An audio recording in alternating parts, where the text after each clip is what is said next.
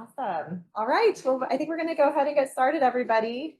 Thank you for all coming to the Dignity Health Wellness Center for our first adaptive cooking in the kitchen opportunity that we're doing here. And we are lucky enough to have Arash from the NorCal STI group. He's the executive director and also a chef in his spare time. Yeah. Or enjoys cooking. And we also have Melissa De Vera here, our registered dietitian from Dominican, that's going to be talking about the health benefits as Arash cooks. And then we do have also the Teen Kitchen Project here as well today, and they will be speaking at the end and talking about their meal plans and some of the opportunities that they provide to our community as well. All right. Cool. Go ahead, Arash. Get started. Take it over. All right. Thanks, everyone. This is fun. A little bit of a change up in my day. I live in Walnut Creek, so make the long drive down here. It's kind of fun to share. Yeah, that's fine. Share this with you. I'll just give you guys a really brief background on me. So I had a spinal cord injury in 2012. I've been a lifelong cook, started cooking when I was 9 in the kitchen, mostly from watching PBS when I was a kid. I didn't have cable. So I had 4 channels to choose from, and when Martin Yan and Frugal Gourmet and Jacques Pepin and all these guys were on cooking, that's how I got into food. And my mom was a great cook, but I definitely wasn't like at her elbow, like learning from her. That's just not how my childhood was. My parents were too busy for that. So anyway, been cooking my whole life, had a spinal cord injury, a C5-6. So I'm mostly paralyzed from the chest down. And after my injury in 2012, one of my things was to figure out a way to get back cooking. Because of my injury, I lost a lot of function in my hands. So music and playing guitar, which was another thing that I did, was no longer available to me. So it was extra essential to try to get back into the kitchen and do this activity that I love. And since my injury, combining the hobby along with the health benefits and dealing with a very different body post-spinal cord injury. My body's very different. It works differently. I can't eat 5,000 calories a day like I used to and work it all off by running through the mountains and doing all the crazy stuff I used to do. So it's been a journey, but I'm really happy to be here and to share that with you all. In case you didn't know, during COVID, I actually did a bunch of cooking videos along with a different dietitian who I worked with. She's over at Santa Clara Valley Medical Center. And some of them were both of us together, but I did a bunch of cooking videos on different themes, different ideas. They're all on YouTube. So if you're curious and you want to know how to cook from a wheelchair, my home is not adaptive, just like this kitchen. I just kind of make it work. So check those out. I can share the link, or maybe we can share the link later. So anyway, let's get into it. And why don't I pass it to you for an introduction, and then I'll jump into the food. Okay, my name is Melissa De Vera. I'm one of the registered dietitians here at Dominican. I'm the outpatient dietitian, and I'm just excited to see what Arash is going to cook today and to give some information as the presentation goes along. Feel free to ask questions. Otherwise, we'll just you can take it away. Okay. Great. Okay. Okay, so we're going to make 2 things today. And one was inspired. I know it's not on. Oh no. Yeah, it is. I see the flame. Oh, okay, sorry. Yeah, that's okay. I just want to make. I didn't see it. I was like efficiency, just slow warm up. Okay. So I took inspiration from one of the menu items from. Remind me the name of the organization again. Sorry, Teen Kitchen Project. So they had a recipe for a Caribbean sweet potato tofu stew. That's what I'm making. I myself eat plant-based. I don't eat meat, so I'm doing it with tofu. But if you are a meat eater, you can easily replace that with chicken or beef or whatever animal protein you want. But this is the version I'm doing today. So Caribbean style. So this will probably be a little different than what you're tasting with them, but I think they're both going to taste great. So we're going to do that first because that's the hot thing. We need that to cook. And then once we get that dish going and it's cooking and bubbling away all deliciousness style, then I'm going to shift over and make a simple salad. And this is something I really encourage people to do a lot, which is we hear a lot about eating whole grains. Why whole grains are great for us. And when you're plant-based like myself, especially, you need to find ways to get good nutrients from whole grains. So I'm using quinoa. Most people are familiar with quinoa. If you're not, I'm going to let Melissa explain some of the benefits of that when we get there. But you could use any whole grain you want. You could use farro, you could use spelt, you could use brown rice, wild rice. There's a lot of whole grains out there that are really, really good for you and really tasty. And I like making a salad with that because it gives you some like sustenance, and still some freshness and stuff. So those are the two things we're gonna make. How's that sound? Good. Yeah, good. All right. You're warming up to me. That's okay. You'll get to know me soon. It's fine. So we're gonna start with the Caribbean tofu sweet potato stew. And I'm gonna start, I've got my pan warming up here. And any kind of good stew, I believe, of any kind. I'm Iranian by heritage, and we make a lot of stews in my culture. Everything begins with onions and garlic. So that's the start of, I think, pretty much any good dish. What's that? Everything. Everything, right? Yeah, everything pretty much starts with onions and garlic. I do need my knife. One quick point I will say, I do have impaired hands, but I have pretty good grip. But I want to implore you all to use sharp knives. Most people think they get scared of sharp knives. You actually reduce injury when you use a really sharp knife because it's not going to slip. So try to get your knife sharpened. I bring my own knives everywhere I go. Even when I travel, I bring my own knives with me. I'm kind of crazy like that. So anyway, we're going to start by cutting up this onion. I don't know if the camera can see me here. If it can, great. If not, no worries. Everyone can see that. Yeah. Okay, great. So I've got my plain onion here, and I'm just going to talk as I go, and then maybe Melissa and I can kind of chat with each other. So I'm just giving this onion just a basic dice. And I do everything on my lap because cooking on a high countertop as a wheelchair user is too hard. So I figured out a long time ago, get a nice cutting board, a light one on your lap. This one's good. I've got a different one at home that's kind of made from wood, but it's really light and has a hole in it. So I can loop my weak fingers and move it around. So I'm giving my onions a quick dice. It's on the screen. Unfortunately, we can't see it from where you are unless you want to. Oh, I see. Oh, yeah. There's a screen. There you are. All I'm doing, my friend, is I'm just cutting through there in kind of like 1/2-inch slices, not all the way down to the end. And then I just go across and dice it up. So, and don't worry, there's probably like 10 million videos on YouTube on how to. Yes, it will be available. How many of you cry when you're cutting an onion? So an old wives' tale is to bite on an apple. Keep an apple in your mouth, a piece of an apple, and that stops the tears. I didn't know. Yeah, Thank you. yeah, welcome. All right. So I've got my medium pan. Excuse me, I got my pan on medium heat, and it's a medium pan, kind of the same thing. And this case, again, I had to bring everything with me, so I'm doing my best. I'm just using extra virgin olive oil. Really, any cooking oil is fine. Don't do like sesame oil or something with a strong flavor. Olive oil, avocado oil, vegetable oil, that's fine. So I'm just heating my pan up. And let's see, I think we're gonna get a good sizzle. There we go. And you see, these are just, I cook like this at home. I lean on my elbow. I don't have any core strength, so I just hold this up. This is why I like having a light cutting board. And I'm gonna give my onions a little toss. So one thing that I've talked about for many, many times in a lot of my cooking stuff, and I always pass on, is you want to season your food as you go. And when I mean season, it means giving salt, pepper, spices, whatever, but really seasoning in like chef terms means like salt and pepper. So as soon as I put onions in a pan, pretty much anything I make, I give them a little hit of salt.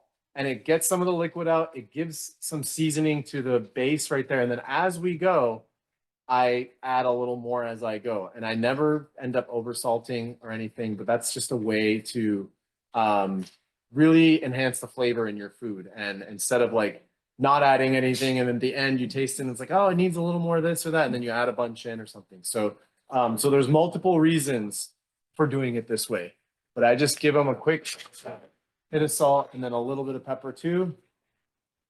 So you're doing about what? Teaspoon, half a teaspoon? Yeah, it was, half a teaspoon, half a teaspoon at the most of the salt, not that much. This is a pretty small onion. And then a 1/4 teaspoon of pepper. I'm not great with recipes. I promise I will write something up for this afterwards. So don't worry, but I never cook from recipes. I can't follow them ever. I always want to do my own thing. So forgive me for that. And I'm gonna grab one of these nice wooden spoons. Since we got a nonstick pan, use wood, not metal. So I like that this was a Caribbean thing, and I can't pretend like I cook a lot of Caribbean food, but there are some dishes I really like from that region of the world. But I made up a spice mix, and you guys can criticize me or not for the mix I made. But this is my ode to what I've learned about Caribbean cooking. So you want to use spices. Spices are good for you. They are so good. Maybe Melissa can Yeah. speak to them. But there's so much good stuff, and it gives your food flavor. And I don't mean spices like spicy, just spices. Mhm. Smells good, right? So this mixture I made is dried thyme, smoked paprika. I put some, what else did I put in here? I put cumin in because I put cumin in everything. It's my favorite spice. I put a little bit of turmeric because turmeric's really good for us for a lot of reasons. Anti-inflammatory. Anti-inflammatory. And then there was I put some coriander as well, ground coriander. These are all dry spices. And then the other thing, which I think is used pretty frequently in Caribbean cooking, is bay leaves. I actually have a bay leaf tree in my backyard. So this is a fresh bay leaf. You only need like one. I just throw that in, and I'm throwing my spice mix in here. And I'm gonna put most of it in. And that was probably about a heaping tablespoon of that mix. So a little bit of each of those things, equal parts. So again, it was paprika, cumin, coriander, turmeric, dried thyme, and a bay leaf. So you give that a stir. So And yes, please, herbs perfect. and spices are great antioxidants. Okay, so any of them actually are very beneficial. So including that in the food is another way to reduce inflammation. All right. Yep. And oh no, I forgot my garlic. I think I'm keeping it tame for everyone, but if it was me, I'd probably put more in. But I've got 3 good-sized garlic cloves here. So garlic, you've probably seen this in other things. I like to give it a whack with the side of my knife, kind of flatten it out a little, and then how's that smelling? Can you smell that yet? Yeah, good, right? And then I just give it a shot. Needs garlic. So Did you say who needs garlic? It needs garlic. Yeah, it does. Everything needs garlic. So I'm just gonna give these a rough chop. And when you're making stuff for a stew, don't stress too much about like getting it all perfect. I'm keeping these at a really rough chop.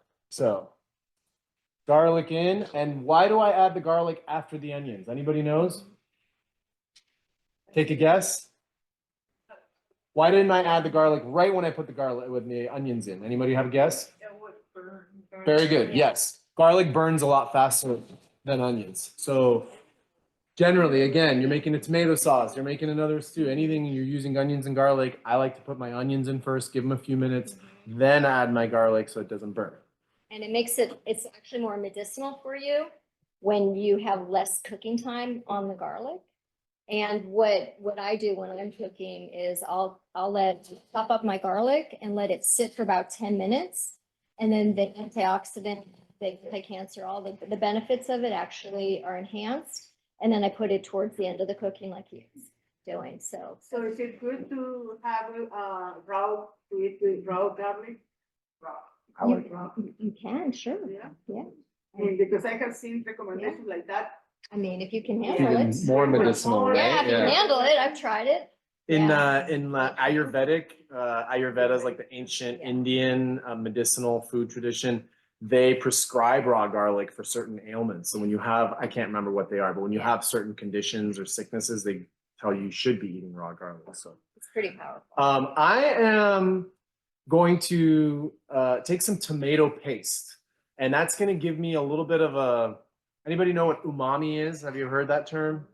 Yeah, so you've got salty, sweet, sour, bitter, and then this other element of taste, which is called umami. Mhm. And that is like what gives food like the good, yummy taste. It's like a meat, it's that meat Yeah. taste that what we don't have when we're doing vegetarian meals. So Yep. it's. So mushrooms have a lot of Yeah. umami, but a Soy, good tip is tomato paste. Tomato paste has a lot of umami, and I like tomato paste in the tube, like a toothpaste, instead of the can, because I'm never going to use that much tomato paste. You don't need that much. So I just like this little tube. I'm going to put in probably about a tablespoon and a half. Again, forgive me, I'm not a measurer. And I'm putting that right in here. And now this is turning into this yummy little mixture. And it's begging for the next thing. So I'm going to turn my heat down a little bit. So their recipe was with yams. I'm using sweet potato, similar, potato, I don't know, kind of similar, kind of different.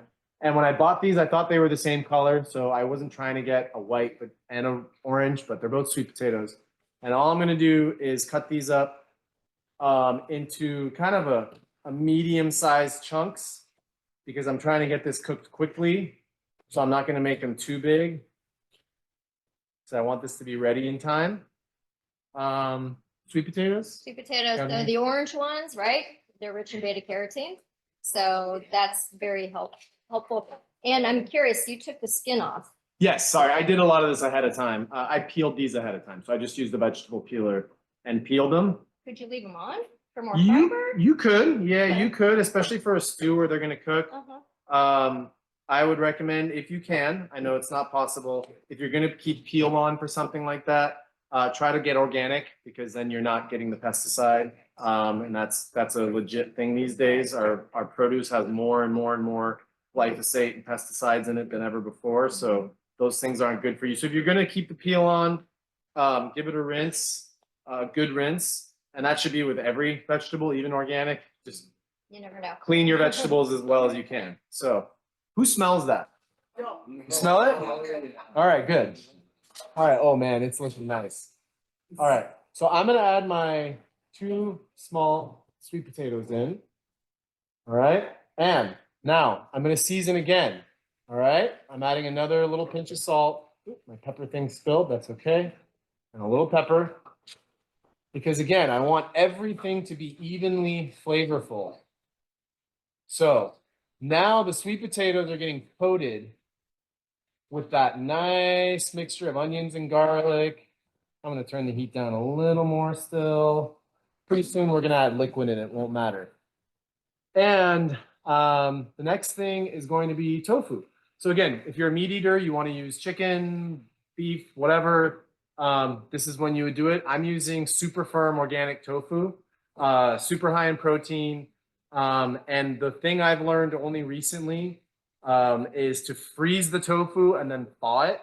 It makes the texture really, really nice. So I actually froze it, thawed it again, and then I just cut it open out of the package.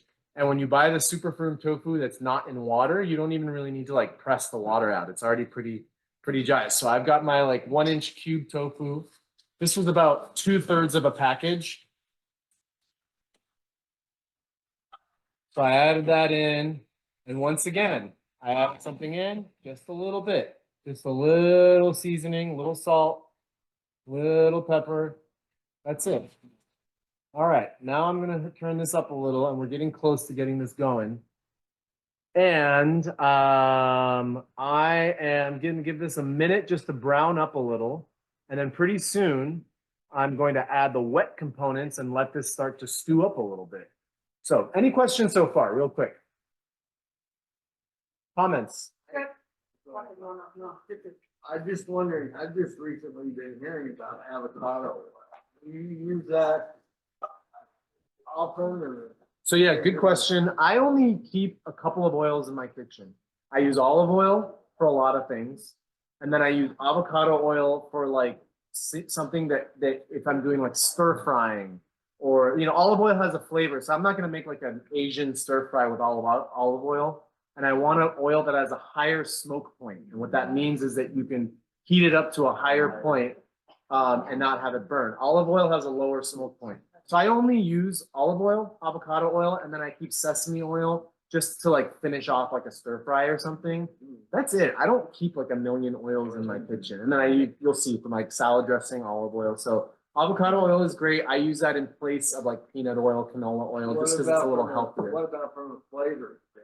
It's neutral. So they call those neutral oils because it shouldn't have any flavor. Whereas olive oil has flavor, sesame oil has flavor, walnut oil, something like that has a lot of flavor. I just want a plain oil. And I get it at Costco. Avocado oil and olive oil is actually really affordable at Costco. So that's that. So this is, sorry? What about coconut? Coconut oil is okay. It has a very strong flavor, a very coconutty flavor. That actually would be a really good thing for this. And you caught me because I actually do keep coconut oil as well. So if this was my kitchen, I probably would have used that, but I came down here and brought all my gear with me. So I just used olive oil to make it easy. All right, I've got coconut milk. There you go. To your point, I'm going to add this whole thing in. This is about 8 ounces, so about a cup of coconut milk. And this is going to make it real nice and rich and creamy, but with plant-based. All right. And that just gets all those nice little kind of semi-burned bits on the bottom. Those, it just scoops them up. It's turning kind of orange and yellow from the spices, which is great. But I want a little more liquid to this. I don't want it to be so rich with just coconut milk. So I need to add a little more liquid. So what am I going to do? I am going to take a kitchen cheat. This is better than bouillon. This is like a stock concentrate. So if you ever heard of like chicken stock, beef stock, I'm using vegetable, but they make this in every flavor, chicken, beef, fish, whatever. And it has the proportions on there of how much you can use. So you only need a little bit. So for the amount of this, I'm using probably about a teaspoon of the concentrate. But when you add the concentrate, you also need to add water because otherwise it's just going to be really intense. So I'm going to add probably about, yeah, I told you guys I don't measure it. So let's see, I'm just going to look at this and say it needs about that much. So that's about 3/4 of a cup, I would estimate, of water, along with that stock concentrate. And that has a little bit of salt in it as well. I get the low sodium, but it does have, so that's why you always want to be careful. Don't season, I was just saying how I season in stages, but I don't go too heavy because I don't want the food to get too salty. All right. And now that's pretty good to go. I'm going to bring this up to a pretty strong boil in the interest of time. And once it does, I'm going to turn it down. But that is bubbling away and it's going to cook. I do have one more. This was just kind of a bonus because I had one from my garden, but I just kind of saw this. I was like, why not just add this? So sorry, this might not be in your stew, but this is like a little patty pan squash. This is a good note to share. I eat very, very seasonally. I eat what's in season. I don't like buying tomatoes in January. I don't buy butternut squash in the summer. I like to eat what's growing, and we live in such an amazing place with so much wonderful produce that to me it's the only way to eat. So we're in the beginning of summer, we're going into summer, squashes are just coming into season. These are like summer squash. So same family as like a zucchini, but I like this because I just wanted to show that these are kind of goofy looking, but they're fun and they add a nice color. I'm gonna add this a little later because this cooks very quickly and I don't want it to get too melty. So what I'm just gonna do now to have it done so I can move on to the salad is I just cut the ends off. So it kind of looks like a spaceship, right? And if you can't see me, don't worry. I'm just going to cut it in half lengthwise and then cut it into about the same size chunks as the tofu and the sweet potato. So not rocket science or anything here. Just use your best judgment. I'm not a very, I don't like to, I think cooking should be accessible for people. I think people get overwhelmed and they don't know what to do. And there's so many rules and so many things. And I don't like to obsess over like making people think they're doing the wrong thing. So just try it and make it work and experiment. And if you're cooking at home and you're making this, if you're just trying to make this at home, you're already ahead of the game. Because when you're making food at home, it's so much healthier. It's so much better. You know what's going in there. Even these days, as I'm getting older and older and living with my injury longer, I notice even when I eat out at like a place that's like healthy-ish, I can tell they're using so much more oil or butter or salt. And I just ate something yesterday and it was like a Caesar salad or something. And I drank like 5 glasses of water in the afternoon because they had put so much salt in it. So cook at home, make your own food as much as you can, as much as you're able to. It's cheaper too. It's cheaper, saves you a lot. This whole meal, I don't know, a couple You don't bucks. think that- I'm sorry? and grow your garden. That's right. I'm a gardener too. So, yeah. So gardening, do you have raised beds? Yep. So, much like cooking, I don't have like a perfectly adaptable garden. We moved into a house during COVID and we had space. So I started getting into gardening then. I was not a lifelong gardener. I've only learned in the last couple of years. But to your question, yeah, I got these raised beds that are about this high. And then I filled them not with all soil because soil is expensive. So I filled the first, 70% of it with like sticks and wood and just like organic materials from the yard. And then I added good soil for the top, maybe 18 inches. And so it's nice because it's about the height of this counter. So when I garden, I can roll up and I can kind of lean and I can reach stuff and I can scoop and I can fertilize and I can harvest. And so it's really nice. Don't you get better drainage anyway, having that stuff below the dirt? Yeah. Yeah, you do. It It's has good a for, name, right? I'm sorry, It has a name. What? hugelkultur they call it. Oh, you know your stuff. I like it. mean, what gardening, I grew up on the fields. Yeah. Learned from the fields and I came home. And my garden is in pots. It's in pots, yeah. Yeah, I've been doing pots and then grow bags. Grow bags is another good one because they're a little easier to carry too. So they're these kind of fabric bags and you fill them with soil and then you can have them on the ground. But if you have like a step or somewhere elevated, you can have them on the steps so it's accessible. And so, yeah, my garden's like not totally accessible. I kind of make it work, but it's really fun. What And do to you eat grow? stuff, huh? What do you grow? I grow, well, right now we're going into it. So I'm growing a lot of summer stuff. I just planted cucumbers, tomatoes, peppers, squash, summer squash. I grow herbs. This year I got a lot more into flowers. I kind of didn't think I was ever going to be a flower person. And then I was like, it's fun to grow flowers and just put them in places. And so I grew a ton of different, I grew like zinnias, sunflowers, cosmos, a bunch of different flowers throughout the garden, but mostly edibles. And then I have a bunch of fruit trees. So when I moved in, our yard was totally empty and I planted 22 fruit trees, some in containers, some in the ground. So some citrus, some stone fruit like nectarine, pluoa. Those are young. They're just starting to fruit. So it'll be a couple more years till I get something from them. But I have a pomegranate, fig tree. Fig tree was the first tree I planted. And that does give me some figs. So some fruit, some veggies, some flowers, a little bit of everything. And herbs. So this is bubbling away. And this is not going to take very long, folks. I'm going to give it a stir. Oh man, I hope your camera can see the color of this beautiful thing. Yeah. It looks really nice. And no, I'm gonna wait another minute or two. So I've been yapping a lot. I want to give you a chance. Sorry, I'm gonna start transitioning over to our salad. So in terms of protein, if you're going to go vegetarian, you need to really pay attention to your protein sources. And luckily, soy has a complete protein in itself, right? So it has all the essential amino acids that your body needs. And quinoa, which is what Arash is going to be making now, is also a complete protein. Now, back in the 70s, the 60s and stuff, they talked about complementary protein, where you'd have to have like beans with rice. Remember that? Back, anybody vegetarian? I was. You were, okay. And nobody else?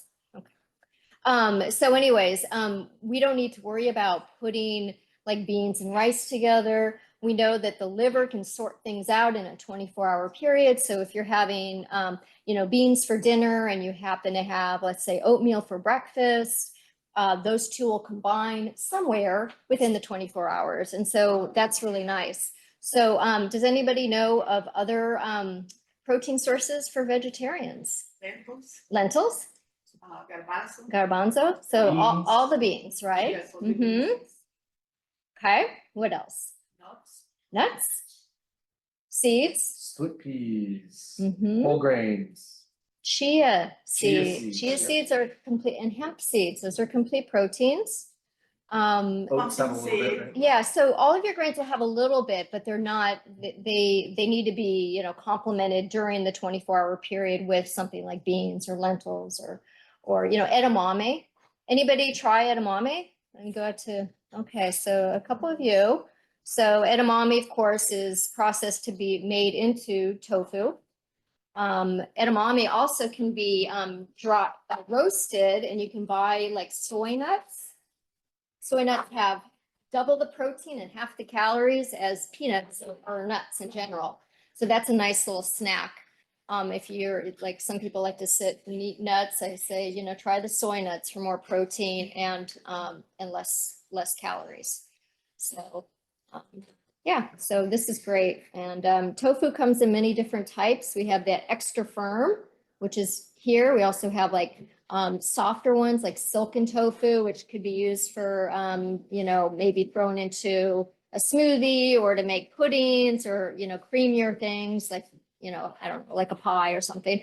So there's different types, but my favorite is the extra firm. And I love to put it in the freezer because it makes it spongy and it takes on the flavor of the sauces, whatever it is. So real quick, taste your food. You need to know how it's going. This is looking a little dry. I feel like it needs a little more liquid, but I'm tasting it right now to see what it tastes like. So it definitely needs some liquid. So I'm gonna add a little more water to this, and it needs a little more flavor. So I'm gonna add a teeny bit more of that stock concentrate, right? About another like quarter teaspoon or so. And don't worry too much about the amounts, because on the back of these, they always tell you like, I think it's like a teaspoon per cup.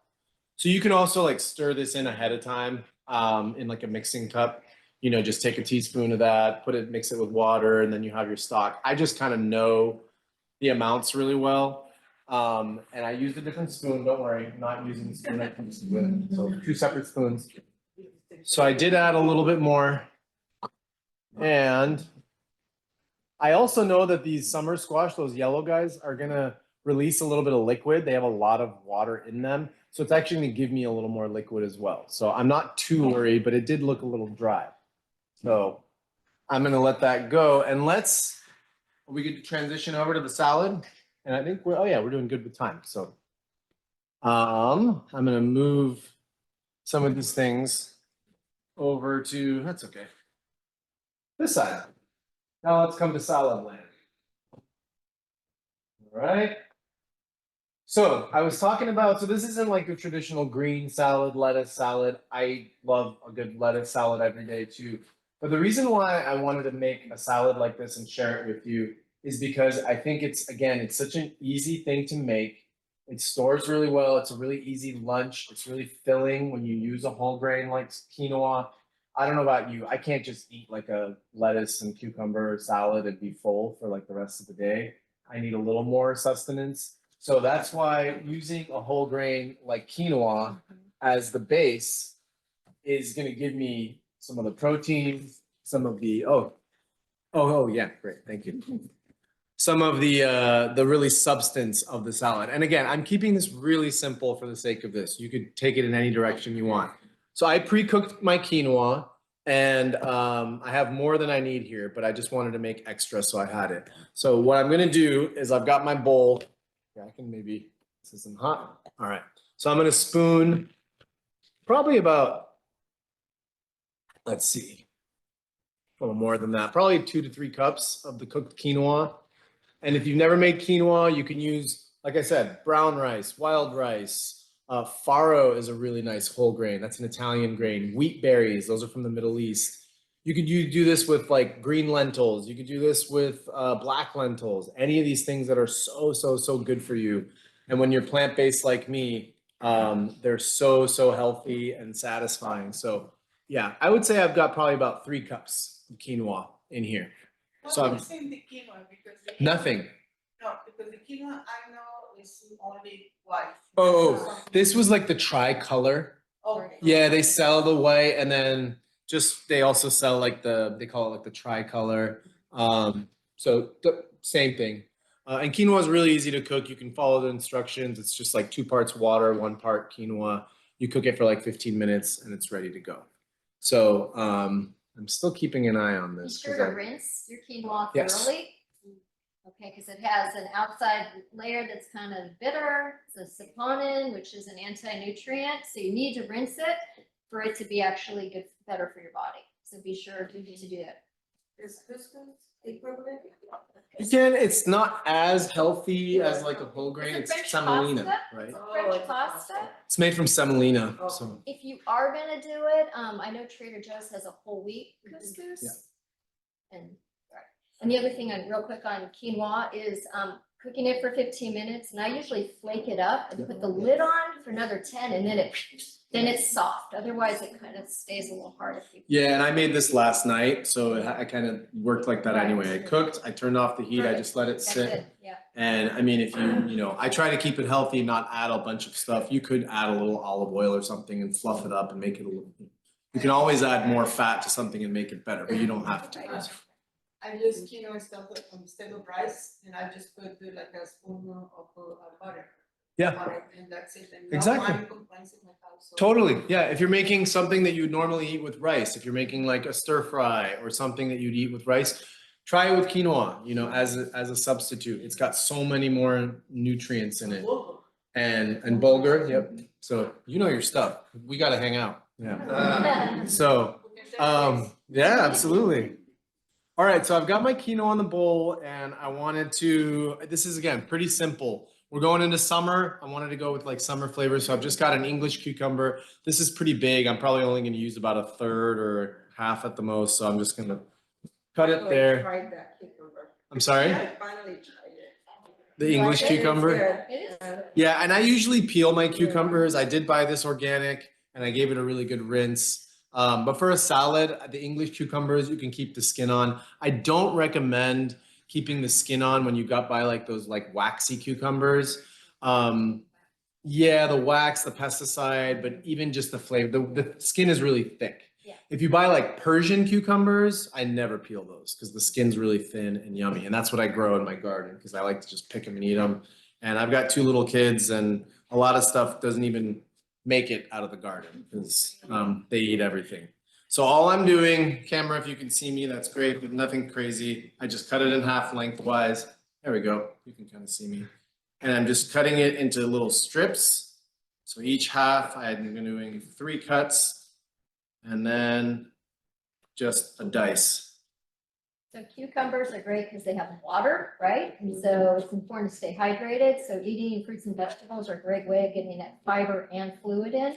So it helps, you know, obviously with bowels and stuff, so. With lemon and chili. Especially in the summer when it's Yeah. warm out. Yeah. What's better than like a refreshing cucumber, you know, or a salad with cucumber in it? I want a cucumber. I'm sorry? I want. Yeah, yeah. So sometimes if it's easy, I'll bring my cutting board up. Another trick I'll do, sometimes I'll just grab my bowl. This is a light bowl and I'll just bring it to the side here. And then I can, these are just tips I've learned for years of being a wheelchair using cook. So now the quinoa's in. I'm gonna keep an eye on this because this guy seems to wanna, no, it's looking good. Yeah, it's not too dry. All right, Hungry. there is, yeah. So the next item are cherry tomatoes. We're going into summer. We're gonna start seeing tomatoes everywhere. You do you, like I said, I don't eat tomatoes in the winter. I think they taste terrible. They get shipped from all over the world and they're just not meant to be in season. So when it comes to summer and they're in season, I like to go crazy and eat tomatoes all the time. One trick I wanted to show everyone is with cherry tomatoes and really tomatoes in general, they can be really hard to cut even with a super sharp knife, unless you're like a chef and you're sharpening your knife every day. I like to take, this is like a little $5 serrated knife I just got at Target. And I basically keep this only for cutting tomatoes. So this isn't a fancy knife. It's just got a little serrated thing and it makes cutting tomatoes really easy. So I don't need to worry about, sorry, camera, back up. So nothing too complicated. I'll move this out of the way. And I'm just cutting these cherry tomatoes in half. Oh, there we go. Thanks. If they're really big, which they aren't, maybe in, you know, quarters, but just halves is fine. And this is a really, really nice friend here. So again, a nice way to cut tomatoes because most people don't keep their knives very sharp. And so if you're using a semi-dull knife and you're trying to cut tomatoes, you're bound to slip and cut your finger or something like that. And so I really, really recommend doing this trick. Get yourself just a cheap little serrated knife and use it for your tomatoes.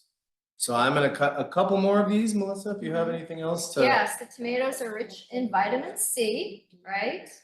And, yeah, I mean, that's basically it. They're rich in vitamin C. So if you're, in vitamin C, you know, I believe, are you gonna use spinach in this at all? Spinach is gonna go into the stew. actually. Okay, so spinach is gonna go in the stew, so vitamin C helps with, enhancement of, iron absorption. So if you're using plant-based foods for your iron, you have vitamin C with it, you get more iron. So, you know, spinach with tomatoes, for example, helps with the iron. Actually, my acupuncturist told me several years ago that spinach was not as good because it was something that with the calcium, with different bind to the calcium with it, and that was. With the oxalates. Right, and Right. he suggested replace it with kale. Well, if you cook spinach, oxalate level goes down quite a bit. And if you do kale, I would recommend cooking it more than raw. Yeah, you can do that. So you can take kale and you can massage it, right, to get it softer. Okay. So that's a perfect segue to the last thing we're gonna add to this stew, which is some of this spinach. And the reason, this is kind of again, I try to promote healthy cooking and healthy eating. Get yourself a bag of baby spinach, ideally organic if you can. Spinach does get a lot of pesticides. There's like E. coli recalls sometimes. So if you can, it's not too expensive to buy a bag of organic spinach.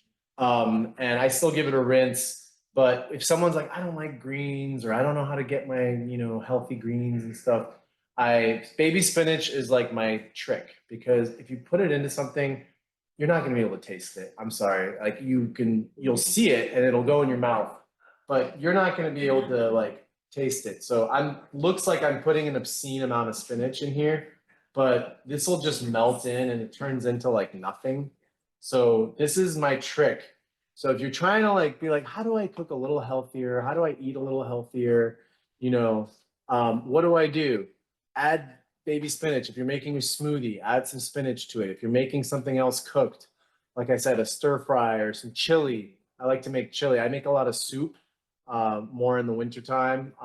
And when I don't have any idea what else to put in there and I just want to add some nutritional punch, I'll add some spinach. That said, my favorite leafy green, and maybe people hear about leafy greens and how good they are for you. My personal favorite is chard. I love, they call it Swiss chard. I don't know why the Swiss get credit for that, but I'm just calling it chard. Chard is my favorite, but you do have to, cut the stems and, give it a good chop. You can't eat it raw like you can spinach. You see already how it's like almost all folded in and gone. All right, so that is looking real nice. And that's, pretty much done. I'm just gonna let that bubble away for a few more minutes. So thank you for bringing up the spinach. And let's come back to our salad. We only have a couple more things to put in and then we're gonna be done. So I'm not a very fancy cook. I've learned a lot of technique over the years. I'm not professionally trained, but I'll just share one fun, fancy technique. So I'm adding some fresh basil. I think fresh herbs are another way that people find ways to put some fresh herbs. If you don't like cilantro, don't use cilantro. Excuse me. Use parsley, use basil, use dill. I'm just going to show you one quick fancy chef hack, which is kind of fun. And that's how to chop something like basil. And oh yeah, thanks. That thing keeps getting in the way. So what I'm doing with basil, and you could do this with anything that has like big leaves. So like sage, basil, what's another herb with big leaves? Yerba buena. Yeah, mint, you could do this too. Parsley, not so much because the leaves are small. But what I do is I stack like 10 of these leaves, and I'll do my best, camera. You roll it up like a cigar or something else that people in Santa Cruz take part in. And you roll it up in like a cylinder, and then you give it a really thin chop.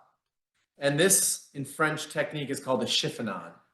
And you see these little strands. This is called a chiffonade.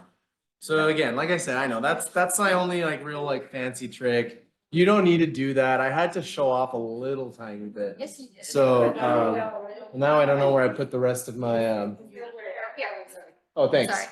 So this is just kind of fun. It makes it pretty. Yeah, a chiffonade.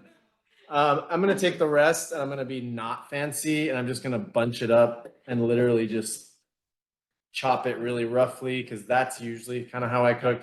But if you're like, you know, doing a party or you want to entertain, you know, that's kind of nice to give it a little fancy touch.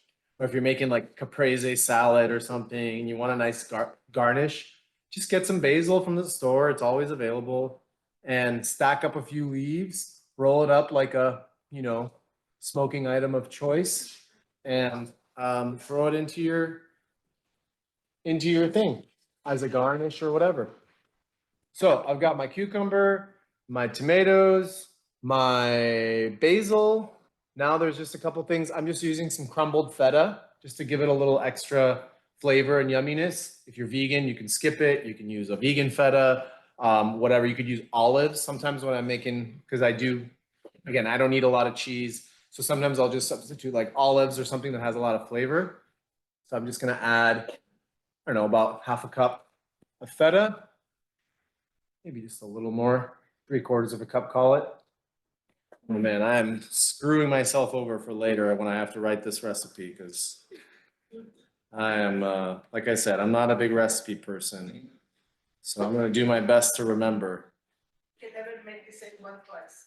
That's exactly right. So that's what it looks like right now, right? Pretty. You see all the colors? And that's what's nice about using like the multicolored tomatoes and the multicolored quinoa.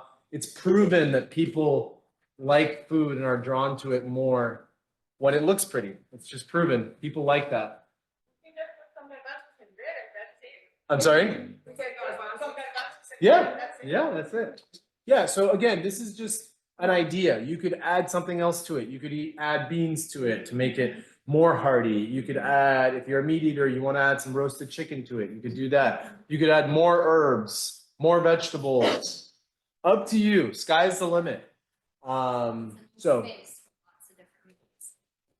now I'm doing a really, really simple. I was going to bring mustard and I forgot that. So this was going to be a lemon mustard vinaigrette. Now it's just going to be a lemon vinaigrette. But most salads that I make, this is what I do. I make them really, really simple. I usually just do olive oil, an acid, so a type of vinegar, and then salt and pepper. Honestly, that's like most of what my salads are comprised of. So all I'm going to do is I'm going to juice a couple of lemons. Here, I've got my little juicer. And even me with my weak hands, I can use my arms, my arm strength to do that. So I'm just squeezing a couple of lemons into here. And don't worry, we are going to be right on time. So When you use the mustard, what kind of mustard do you use? I like Trader Joe's has this I think they call it like a garlic mustard or something. It's not sweet, but it has some garlic added to it, which I like. But What yellow one? it's kind of, yeah, it's kind of light green, yellow. You can use whatever you want. If you're gonna use like a really brown, really mustardy mustard, I would recommend use a little less at first, just to make sure it's not too mustardy. But one thing when you make a grain salad like this is grains absorb a lot of dressing and a lot of liquid. So it looks like a lot, but that quinoa is gonna soak up so much of this dressing. So that's why I'm making, you know, quite a bit. So this was the juice of 2 lemons. I'm gonna add that to my jar. Okay. And I said, I'm not gonna say boring, it's simple, but I just do really, really simple dressing. So probably about Just a teaspoon. Nothing in there is seasoned. So I do want to make sure I add a little bit of salt and pepper. And I wish I had my mustard, but that's just the way it is. That's okay. That's what cooking is too. I'll just note real quick, I get really bothered when I read recipes for dressings because they call for so much oil. It's like 4 parts oil and 1 part vinegar. That's not how I like it. I like more acidity to my food anyway. So when I'm making it in a jar, it's really easy. This is just me, my preference. You don't have to do this. I go almost equal parts oil and acid. So those fancy recipes that are like having you use like a whole bottle of olive oil for your dressing, I just think that's silly. I don't like that. It's not my taste and it's not it's not as healthy. So I just got my dressing jar. Give it a shake if you want to be safe. Do it over a sink. All right. So see that nice color?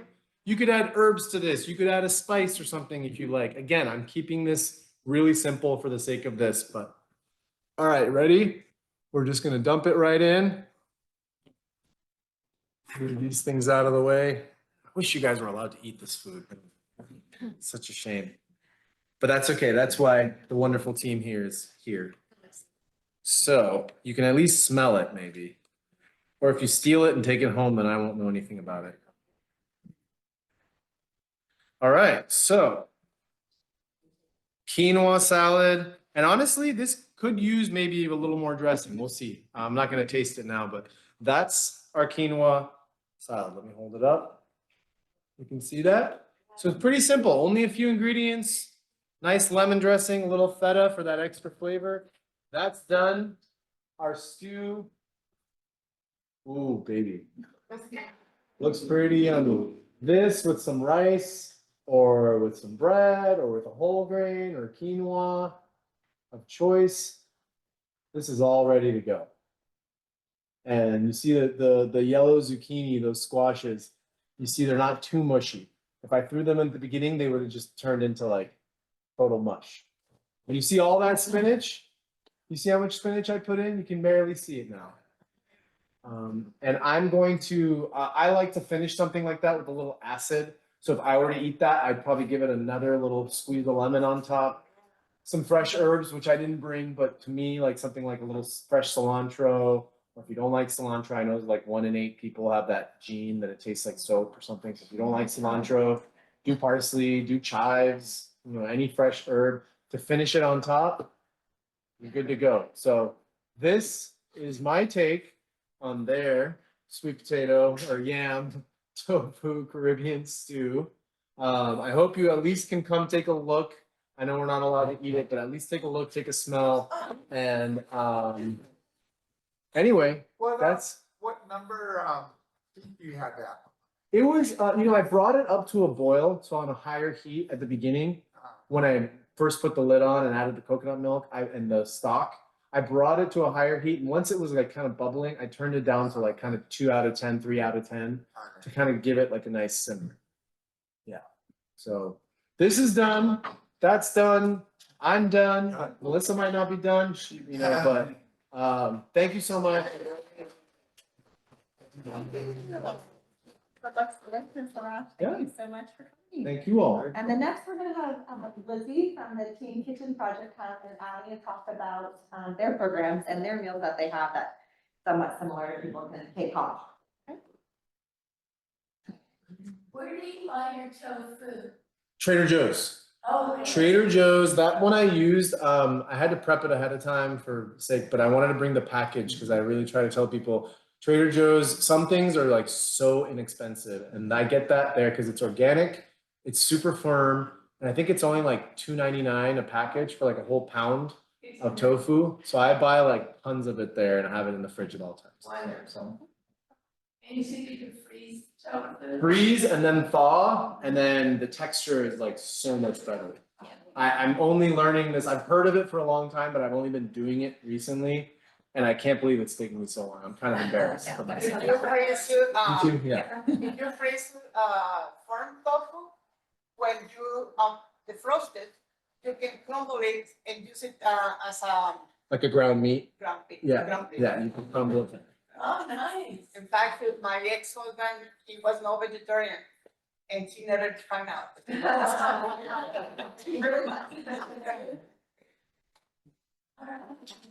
Well, hello, everyone. Thank you for coming today. My name is Lizzie. I'm from Teen Kitchen Project, and I was just here to speak to you a little bit about our program to get enrolled. So Teen Kitchen Project, we are a nonprofit organization. We engage the youth in the community and teach them how to prepare fresh and healthy meals that we then deliver directly to our clients and we have our adult volunteers who deliver them. They're called delivery angels. And so we have several programs that we do provide. We have our medically tailored meals. And we also have our groceries and we have produce, a produce box. So with our medically tailored meals, they are all designed and cleared by a registered dietitian who's on staff. And she helps us prepare these meals so they are all diabetes friendly, heart healthy, and reduce sodium. So in each bag, there are 7 meals. We deliver once a week. So you would be getting, you'll be receiving 7 meals. 5 of them would be main dish entrees, 2 of them are salads, and then there's also 1 dessert every week. Again, everything in the bag is cleared to be diabetes friendly, reduce sodium, and heart healthy. So we have a regular bag. We also have a vegetarian option. And with our vegetarian option, whatever meals that are the meat options in the regular bag, they're just the vegetarian variation in those dishes. And so we do aim to use mostly all whole foods. We do not use processed foods, and we are pretty conscious about the foods that we are choosing to put in our meals. The chicken that we use is all natural. We do not use artificial colors, artificial flavors, or artificial sweeteners. You won't find any high fructose corn syrup in our foods. We also exclude monosodium glutamates and additives. And we also do not use partially or fully hydrogenated fats. And so in our groceries, we put these together every week. Every week you would receive a different different assortment of items. And so with the groceries, there will always be produce, and then there will always be shelf-stable items as well. The shelf-stable items are designed to be reduced sodium and heart healthy and diabetes friendly as well. And so with the groceries, as you see here, I kind of gave an example. We have the produce. There are canned soups that are low sodium. Sometimes we'll provide eggs. We provide dairy like yogurt and cheeses, bread, grains, beans, just a lot of different items. And again, it changes every week. And every week we also try to put together a little recipe list so you can utilize the items that we share. And then we also have our produce box. I didn't bring it with me today, but the produce box is pretty similar to our groceries. It's all produce. So with the produce box, that would provide 75% of the recommended servings for all fruits and vegetables for the week. And so both of those programs, the groceries and the produce, are aimed to help our clients foster more independence and confidence in their cooking skills.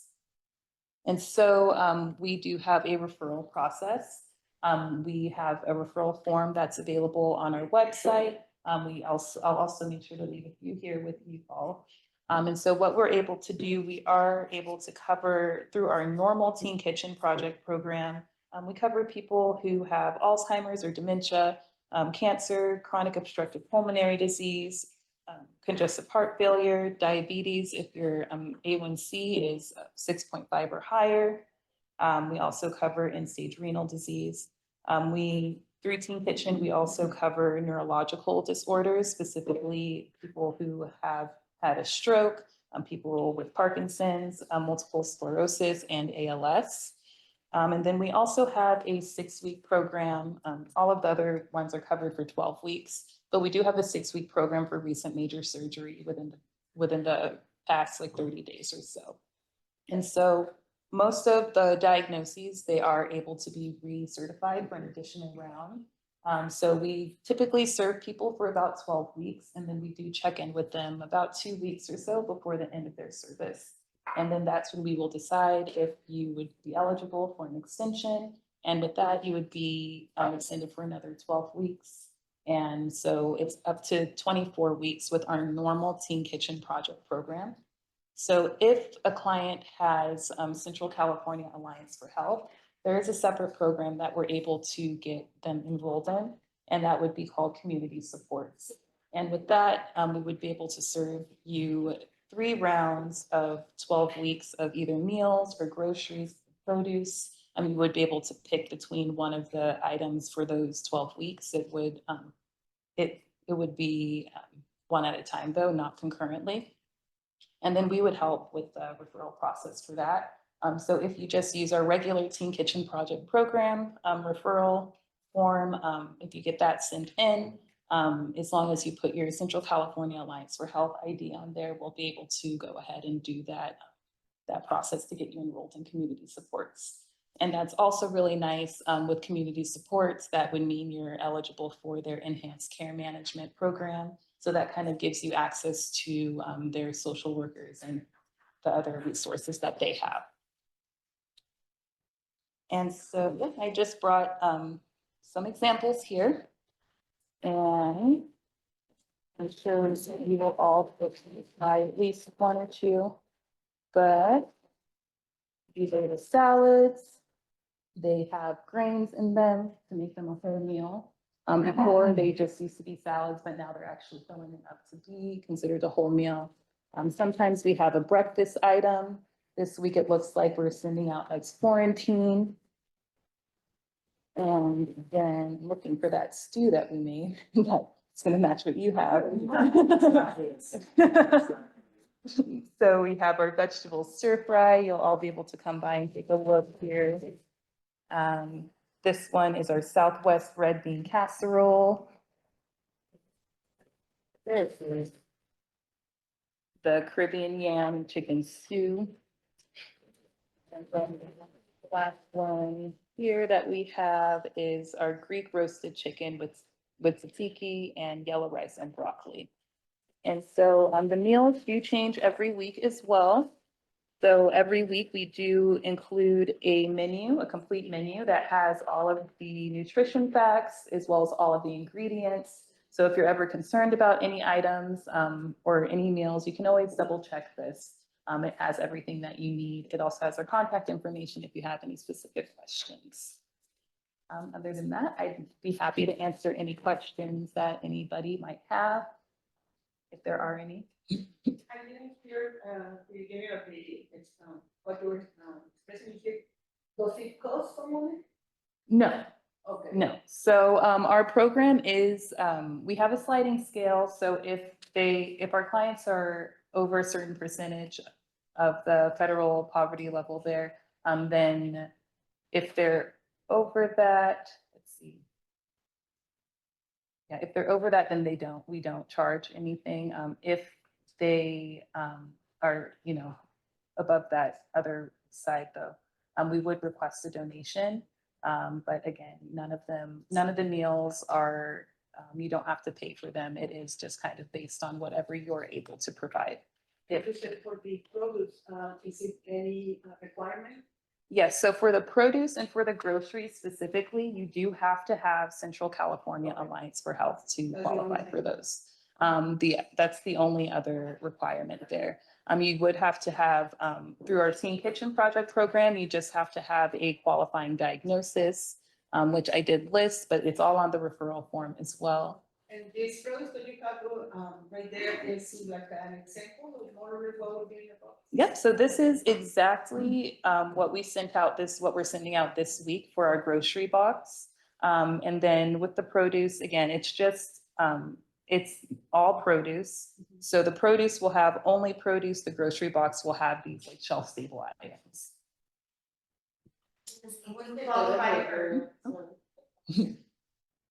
Go ahead.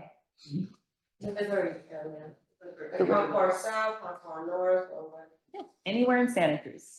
As long as you are in Santa Cruz County, we deliver to Watsonville, Davenport. We've delivered up on the summit on the Santa Cruz side. So as long as it is considered Santa Cruz County, we do deliver. We deliver Where do to, we sign? yeah, I'll help you out with that. But yes, so on Tuesdays and Thursdays, we deliver to Watsonville. Mondays and Thursdays are Santa Cruz, and then Wednesdays, we kind of deliver to Greater Santa Cruz. So anything that's not Santa Cruz or Watsonville.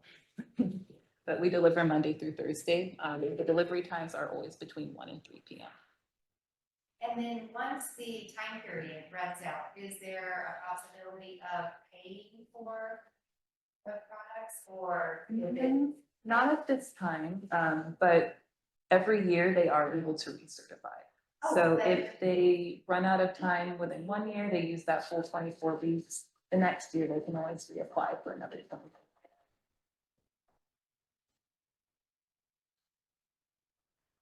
You have online or how?